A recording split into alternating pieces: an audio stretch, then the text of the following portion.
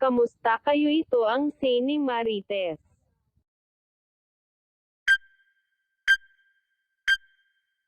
Trending pa rin ngayon simula nang lumantad ang ex-lover ni Francis Magalona na si Abigail Rait at ang anak nila di umano na si Gail Francesca Magalona, at may nagpakilalang isang malapit na kaibigan ni Kiko, dati niyang director-producer na si Robby Tarroza, na ibinunyag ang katotohanan na hindi sila kasal ni Pia Magalona at Francis M. Dahil alam niya umano ang nangyari dati sa kanilang mag-asawa. Ayon kay Robby, wag masyado magpabiktima dahil hindi naman sila kasal at may pamilya sa unang asawa itong si Pia at may 2 anak. Hindi raw ginusto ni Kiko ang makasama si Pia dahil sa ugali daw nito, kundi dahil sa kanilang mga anak, at nang dumating nga sa buhay ni Kiko ang babae na si Abigail ay naging masaya nga ito at blooming. Dahil sa kanilang pagmamahalan ay nagbunga ito ng napakagandang bata na si Gail Francesca. Ayon kay Robby, deserve ng kaibigan niya na sumaya ito ang kanyang mga pahayag sa kanyang post sa Facebook.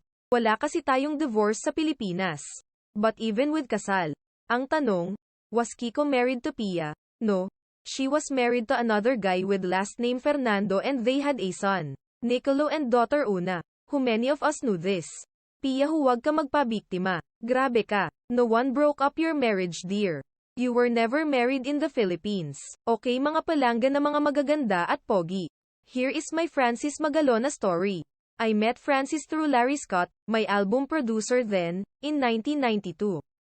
We ran into Francis at a recording studio owned by Jose Mari Gonzalez, father of both Ana Margarita Gonzalez and Cristina Gonzalez Romualdez. Right away, Kiko, Francis, and I hit it off. He always went out of his way to say hi to me. A few years later, my ex and I started producing major concerts in the Philippines and Japan. In 1999, if I'm not mistaken, we produced a concert tour for Kiko.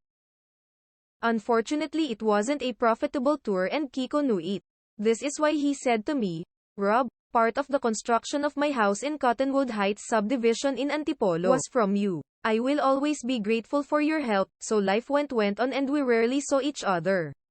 But when we did, super kwetuhan kami for hours. Francis loved me and showed it every time we got together. May utang na loob yun. So fast forward to 2007, if I'm not mistaken, I ran into Kiko in Makati. He looked so fresh and glowing. We talked a little about his marijuana possession case, then he invited me to go smoke cigars somewhere on Wilson Sun Green Hills.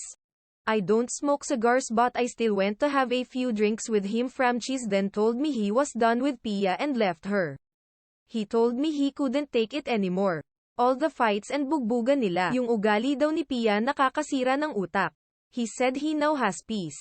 A few months later we met again and he mentioned he was with another woman who is totally the opposite sa ugali ni Pia. He stressed, ang sarap pala ng ganitong real love, Robski. Yeah, he called me Robski, lol, pang gangster ko yun. Francis and I kept in touch and I vowed to keep everything between us. I never had the chance to meet this girl he loved so much. Maybe one day I will, both her and Francis's love child. Yes. Love child because she was conceived by real love. Francis wants the world to know about her. I'm sure he does. So for all you judgmental people that did not know the real story, Francis and Pia were already separated before he got into this amazing relationship. He deserved to experience real love at least once in his lifetime. I knew them both, Pia and Francis. I witnessed bloody fights between them. Very destructive and dysfunctional. He told me he only stayed for the kids and wished he was free from that FCK and BTCH. Those were his words. I know Kiko is watching all this and he knows what he wants for his children. All his children, diba? Mga kababayan ko. Anong masasabi niyo mga kamarites? Comment lang sa ibaba at subscribe ka naman dyan.